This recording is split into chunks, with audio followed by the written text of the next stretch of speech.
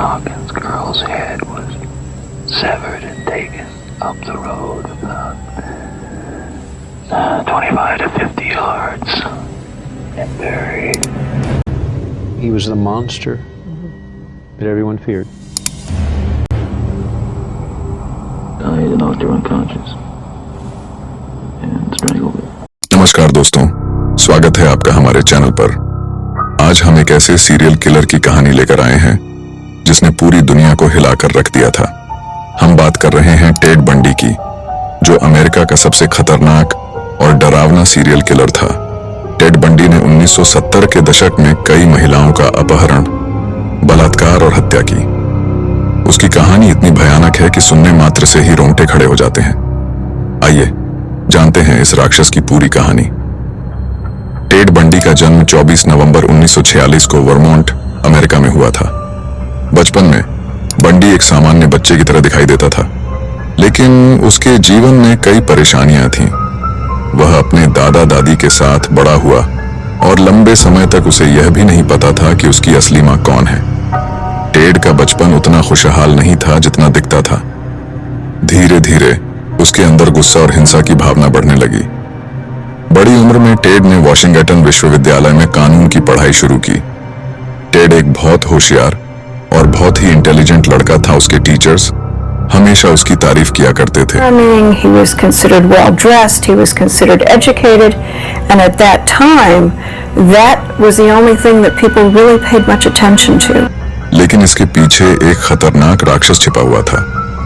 College के दिनों में ही उसकी असली पहचान का खुलासा हुआ।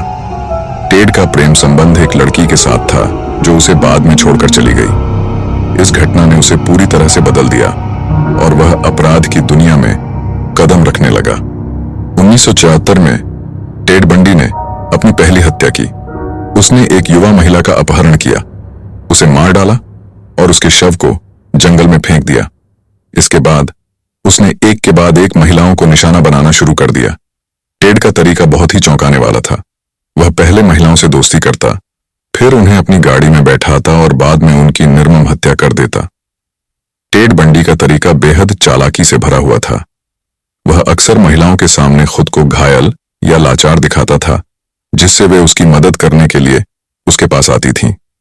वह कभी कभी अपने हाथ में पट्टी बांधकर दिखाता था या अपनी कार में कुछ भारी सामान ले जाने के लिए महिलाओं से मदद मांगता था। जब महिलाएं उसकी मदद करने के लिए रुकती थीं, तो वह उन्हें बेहोश कर देता और फिर उन्हें एक सुनसान जगह पर ले जाकर उनकी हत्या कर देता था। वह अपने शिकार की पहचान छिपाने के लिए उनके शवों को भी विकृत कर देता था।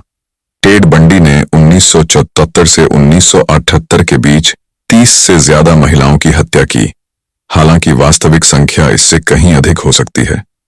1975 में उसे पहली बार गिरफ्तार किया गया, लेकिन वह जेल से फरार हो गया। वह 1977 में फिर से पकड़ा गया और इस बार भी फरार होने में सफल रहा। आखिरकार 1978 में फ्लोरिडा में उसे तीसरी बार गिरफ्तार किया गया। इस बार वह पुलिस के चंगुल से बच नहीं सका। उसके खिलाफ मुकदमा चला और 1980 में उसे मौत की सजा सुनाई गई। 24 जनवरी 1988 को टेड बंडी को इलेक्ट्रिक चेयर पर मौत की सजा दी गई। उसकी मौत के बाद लोगों ने राहत की सांस ली, लेकिन उसकी कहानी आज भी लोगों के दिलों में डर पैदा करती है।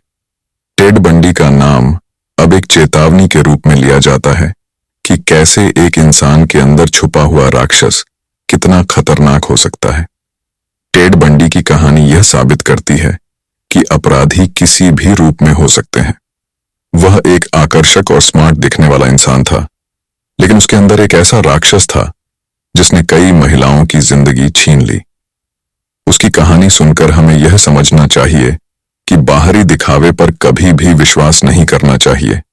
अगर आपको हमारी यह वीडियो पसंद आई हो तो इसे लाइक और शेयर करना न भूलें।